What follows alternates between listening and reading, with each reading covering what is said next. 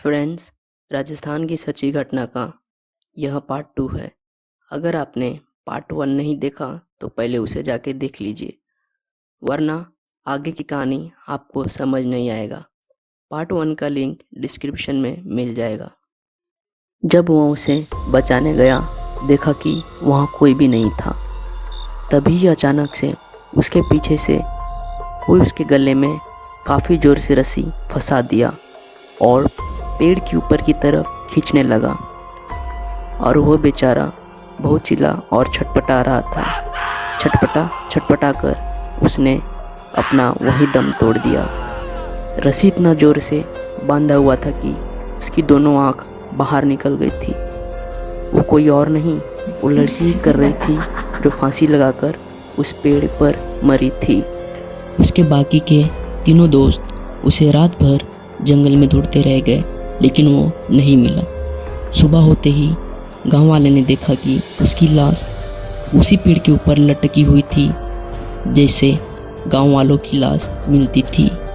उसके तीनों दोस्त देखकर चौंक गए थे कि हमारा दोस्त ने इसी का क्या बिगड़ा था। हम तो यहाँ पर रहते भी नहीं, बस शादी के लिए आए थे। वह लड़के के माँ बाप का हाल रो रो कर बुरा हो गया था। उन्हें क्या पता था कि उनका लड़का शादी से वापस घर कभी नहीं आएगा। उनके घर का सिर्फ वही एक लड़का था जिसे घर चलता था, अब वो भी नहीं रहा। उसके दोस्त शादी में आके बहुत पछता रहे थे और वापस घर लौटने की तैयारी कर ही रहे थे। तभी उसमें से एक दोस्त बोला, नहीं, हम वापस नहीं जाएंगे, हम अपने दोस्त का बदला लेकर ही जाएंगे और इन गांव वालों का क्या होगा, कोई नहीं तो कोई ऐसे ही दर्दनाक मौत मरते ही रहेगा। अगर हम उस पेड़ को काट दें तो कोई ऐसी घटना नहीं होगी और यह सब हमें दिन में ही करना पड़ेगा क्योंकि रात में बहुत रिस्क है। गांव वाले डर के मारे कोई भी तैयार नहीं था उस पेड़ के पास जाने की। कैसे न कैसे करके कुछ लोग आखिर तैयार हो गए क्योंकि उन्होंने भी अपने घर के सदस्य खोए थे। उन्होंने अपने अपने घर से कुल्हाड़ी लेके निकल गए जंगल की ओर उस पेड़ को काटने के लिए। कैसे भी डर डर कर आखिरकार उस भूतिया पेड़ के पास पहुंच ही गए और जैसे ही उन्होंने पहला कुल्हाड़ी चलाया, उस पेड़ में से खून निकलने लगा जैसे कि कोई इंसान को काट रहा हो। वो देखकर वो लोग काफ़ी डर गए थे और बोले, हमें इसे नहीं काटना चाहिए, हम गलती कर रहे हैं। पेड़ से खून निकलना अब शगुन माना जाता है। तभी ही अचानक से ज़ोर ज़ोर से हवाएं चलने लगते हैं। पेड़ की पत्तियां ज़ोर ज़ोर से हिलने लगती है, मानो कि कोई उसे पकड़कर हिला रहा हो और पेड़ के अंदर से आवाज़ आने लगी जैसे कि दर्द से कोई चीख रहा हो।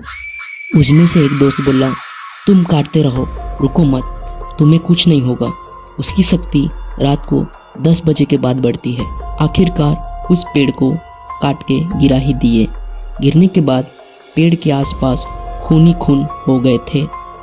पेड़ को गिरता देखकर सब गांव वाले बहुत खुश हुए कि हमारा गांव उस आत्मा से मुक्त हो गई, कोई भी बुरी घटना अब नहीं देखने मिलेगी। लेकिन उन्हें क्या पता था कि वो आत्मा इतने आसानी से उनका पीछा नहीं छोड़ेगी। सुबह जो गांव वालों ने देखा, वो देखकर पूरे गांव वालों की होश उड़ गए।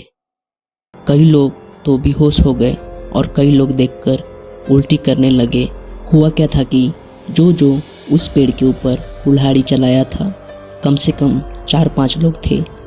जैसे जैसे उस पेड़ को काटे थे, उनकी भी लाश वैसे ही टुकड़ों में पेड़ के आसपास बिखरी हुई थी और पेड़ पहले जैसा ही खड़ा था, जैसे कि उसे कुछ हुआ ही ना हो।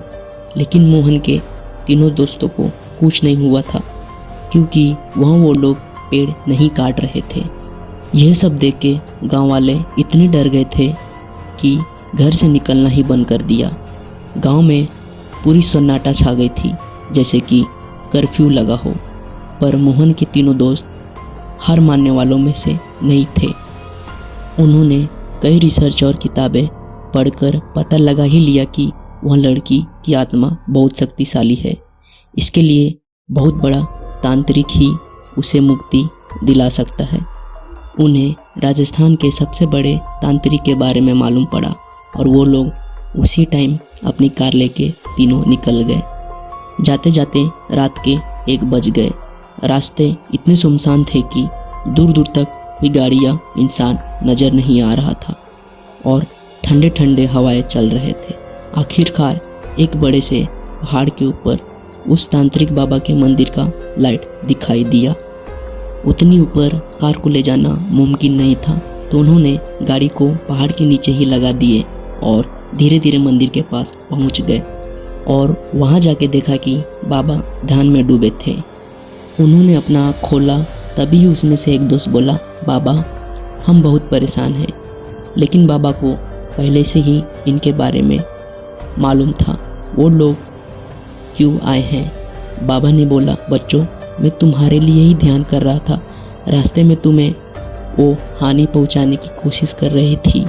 वो तुम्हें नहीं चाहती थी कि मेरे पास आओ, लेकिन मैंने उसे ऐसा कुछ करने नहीं दिया और वो तुम्हारे पीछे ही पीछे आई हुई है, लेकिन मंदिर के अंदर नहीं आ सकती। पर तुम्हें घबराने की कोई बात नहीं है, सब कुछ ठीक हो जाएगा। हम सुबह होते ही मंडवा के लिए निकल जाएंगे। सुबह होते ही बाबा और वो तीनों दोस्त गांव की तरफ निकल गए। बाबा जैसे ही उस गांव में अपना पैर रखे, उन्हें उस लड़की की पूरी कहानी दिखने लगी कि कैसे कैसे उसके पिताजी ने अपने लड़की और उसकी माँ के साथ कैसे अत्याचार किया था।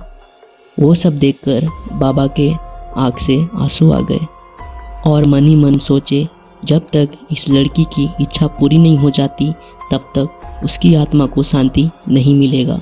बाबा ने तीनों दोस्तों को बोला, गांव में बहुत लोग उसके वजह से मरे हैं, लेकिन हमें और एक की जान देनी पड़ेगी, उस लड़की के पिताजी की।